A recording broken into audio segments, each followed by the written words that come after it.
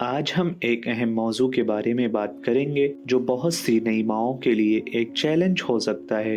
Postpartum thyroiditis. जब वो बच्चे को जन्म देती हैं तो उन्हें बहुत से उतार चढ़ाव का सामना करना पड़ता है। उनमें से एक पोस्टपार्टम थायराइडाइटिस है। जाने कि ये क्या है और इससे कैसे निपटा जा सकता है। पोस्टपार्टम थायराइडाइटिस में क्या होता है? सबसे पहले एक इन्फेक्शन थायराइड गदूद से बहुत ज्यादा हार्मोन खारिज करता है, जिसकी वजह से खून में हार्मोन की सतह बढ़ जाती है। हम इसे हाइपर थायराइडिज्म कहते हैं।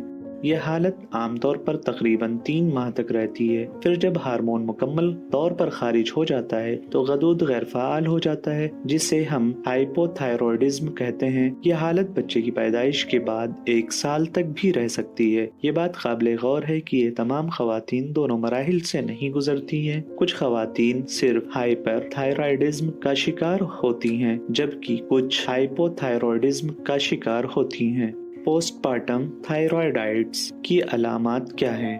हाइपरथायराइडिज्म की अलामात: चिड़चिड़ापन, बहुत गर्मी महसूस करना, थकावट महसूस करना, सोने में परेशानी, दिल की धड़कन तेज होती है। हाइपोथायरॉयडिज्म की अलामात: बहुत सर्दी लगना, जिल्द में खुश्की, तवज्जो में दुश्वारी, हाथ, बाजू, टांग या पैरों में झुंझुनाहट। इसका पता कैसे चलता है? डॉक्टर इस हालत की तस्दीक के लिए खून के टेस्ट करवाते हैं।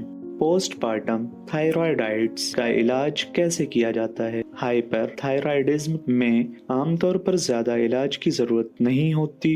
अगर अलामात शदीद हों तो डॉक्टर बीटा ब्लॉकर दवाएं लिख सकता है। थायराइड की दवाएं इस मामले में मुअस्सिर नहीं हैं।